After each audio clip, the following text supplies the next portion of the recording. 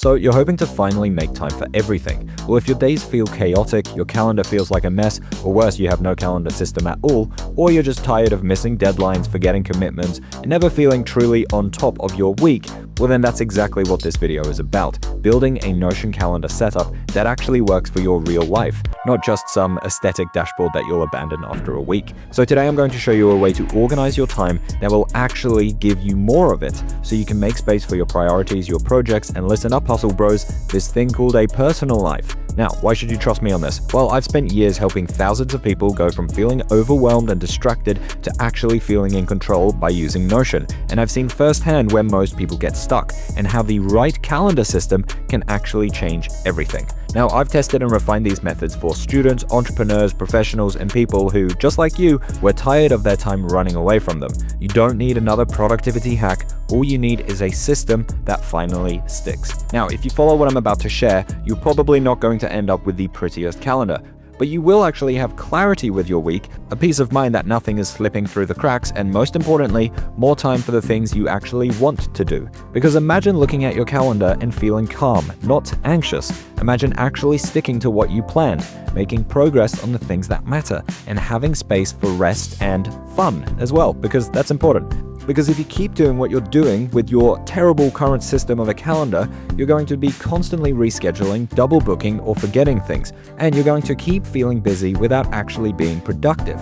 And this stress just keeps on building. You don't want this guilt of unfinished projects and forgotten commitments. Your goals will stay goals instead of becoming your reality, and burnout won't be far behind either. So how are we going to fix this? Well, I'll show you why most people's digital calendars fail, how your to-do list and your calendar should actually be one and the same, exactly how to build a Notion calendar setup from scratch with no prior Notion experience needed, I'll walk through the scheduling hack that changed my life so nothing gets neglected, and that's not only work or study related, but also the personal stuff. You'll also learn how to track your time directly in Notion with a ready-to-use code, and finally, you'll uncover the one proven strategy for achieving goals, called the Goal Post Calendar Method. And by the end, you'll know how to stick to a system that actually works, and you'll never look at your calendar the same way again. So if you're ready to turn chaos into clarity, subscribe for Notion tutorials, and let's dive in. So here we have a blank Notion document, and I will walk completely through how to set up your Notion calendar from scratch, where your tasks are connected to your Notion calendar app. So this here will be your dashboard.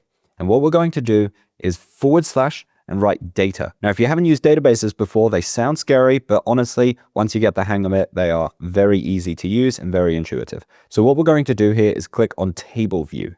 Now, this table here, we will just call to-do list or something like that. And like I mentioned, your to-do list will be your calendar. I'll show you how this works. So under name here, this will be simply the task. We'll call it task 1. Now what we're going to do is add a few properties. So we'll click on add property here. And the first thing we'll do is add a checkbox. We want to know if we've actually completed the task or not. So this here will be a spacebar, as simple as that. And I'll drag this here to the side. So here you can check in if the task is complete or not. Now the next thing we'll do is click on add property, and here we are going to add a date. Now for us to add this task to the calendar, we are going to need a date property. Now we'll create one more database by doing / data and clicking on table view. And this here will be a new database, and this will have all of your projects.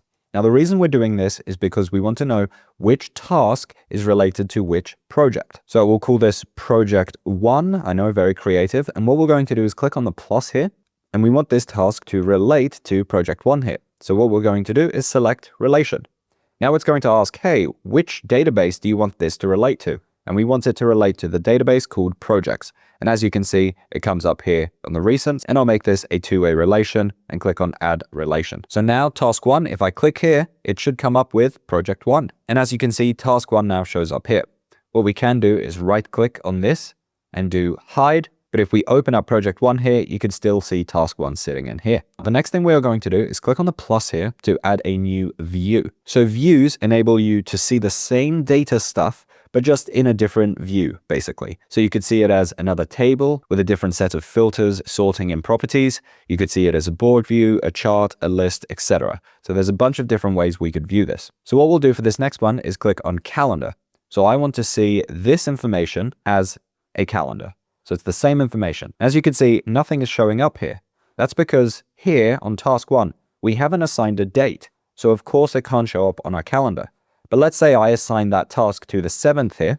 So if I click on table and click on the date and say the 7th, if we click back on calendar, you can now see task 1 sitting here. So these here are the same tasks. We're just seeing it in a different view. We're seeing it in a table view and a calendar view. Now what I'll do is right click on table and do rename. And this will be all my tasks. So absolutely every single task with no filters or anything. Now what I'm going to do is right click on all and do duplicate. So we're not duplicating the tasks, we're duplicating the view. And this here will be incomplete. So I want to know all the stuff that I haven't completed yet. So under all here, I'm going to see everything. There's no filter. But if I click on incomplete here and click on the filter, what I can do here is filter this by the checkbox. And here I'm going to say on the incomplete, I want to see everything that's unchecked. Now, as you can see, task 1 and task 2 are both unchecked. But if I tick in task 2 here, you can see that it gets removed from this view. But if I click on all, I can see task 2 is still sitting in here. Now, as you can see, it says one more here. So what I'm going to do is click on the 3 dots and I'm just going to click on full width. Now I can see everything a lot easier. So I have all and incomplete. Now on this incomplete tab, we are going to add a group. Now you can apply these groups to, once again, tabs, but basically it will separate the tasks with whatever variable that you want. So I'm going to click here on group and I want to separate this by the date. And what we'll do is just change this date by relative to date by year. So now if I add a task hypothetically in the future, let's just say here, you can see that it still shows up under 2025. So here are all the tasks that don't have a date associated with them, aka they haven't been scheduled, and all the tasks that do have a date associated with them, aka they've been scheduled. So let's have them now show up on our Notion calendar app. Here you can see none of these tasks are showing up. So first I'll just do this task 4 and make this tomorrow instead. Now, what we're going to do is click on the calendar tab, and here you can see manage in calendar. So what you'll do is press on that, and now you can see in here task 1 and task 4. That's task 1 and task 4. So what we can do is drag these down and schedule them to when we want to do them. So what I'm doing here is called time blocking, also called time boxing or just daily scheduling. In other words, your to-do list is your calendar. So now that we've set up our dashboard in Notion, which connects to our Notion calendar, I'll show you how to schedule so you can make time for everything. Now, the first thing that people typically schedule is their meetings and stuff that has a set time. So let's do that. Let's say on Thursday, I have a meeting with the boss, and let's say that's at 12. And let's say I have a gym class in the morning before work. So let's say 7 a.m. I have a gym class. So you can add your set time items first. They'll sit here under incomplete because you haven't actually been to the gym class yet and you haven't had the meeting with your boss yet. And then they'll show up here on your calendar so you can see meeting with boss and gym class. So what I can do now is move these to the appropriate time. So 7 to 8 is gym class and the boss meeting was at 12. So I'll move that here. Let's say it's for 2 hours. So I'll add these set time tasks first. Now, the next step of scheduling is to look at our projects. So here we have project 1. Now, in my premium Notion template called Headquarters, on the project page here, you can actually see all of the notes, all of the tasks, and all of the bottlenecks relevant to that project. That gets very complicated to build, so I won't show that today. But if you want to save time and not build a system from scratch, then check out the full tour link in the description. But what we're going to do here is look for project 1 and just ensure that they've been scheduled. So let's just add a few more fake tasks, task 5. So let's make these all relevant to project 1 here. If you want to finish a project, you have to ensure that you've actually scheduled time to work on that project. So task 5, 6, and 7 here are to do with project 1. So what I'm going to do is ensure that I drag these to when I want to do them.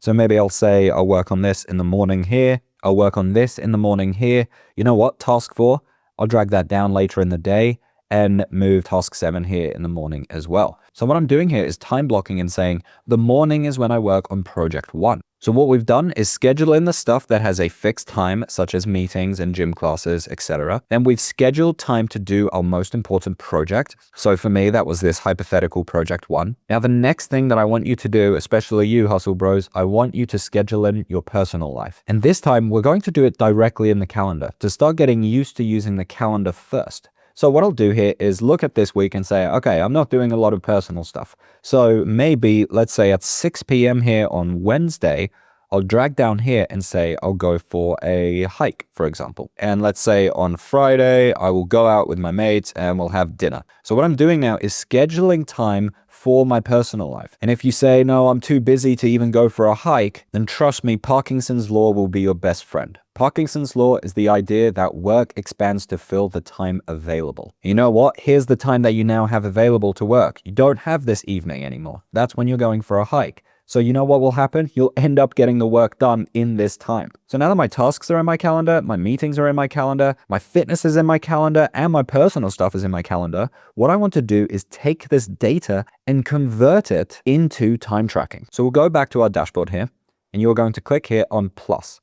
And here what we'll do is add a formula. Don't worry, you don't have to write this formula. I pasted it in the description. But basically what we're saying here is show me the date between the end of the date, which is 12 p.m., and the start of the date, which is 8 a.m.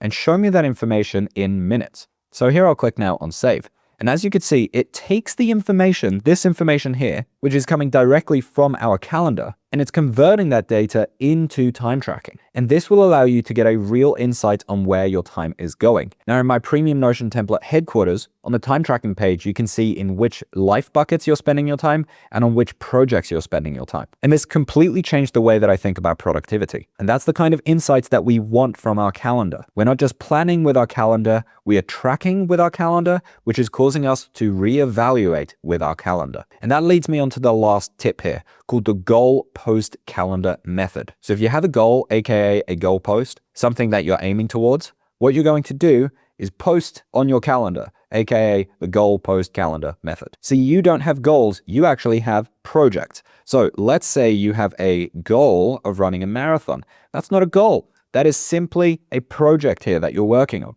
So if you have to train every single day for a marathon, then let's put that directly into your calendar. So let's say every day at 7, you go for a run. So here, look, run. And now what I'm going to do is hold down Option, and I'll simply duplicate it like that. We are posting this onto our calendar to ensure that we actually stay on track and meet our goal, aka finish our project of trying to run a marathon. Now, for you to achieve that goal, you have to stick to the system. Now, if your dashboard ended up a bit clunky and you want to save some time, check out my full headquarters tour. There's a link in the description to the video. It's got over 2,500 users and a 5-star rating. It is designed to actually help you with your productivity. If you like the way I think about productivity, then you'll love my template. Watch the full tour by clicking here. Thank you so much for watching. I hope this helped.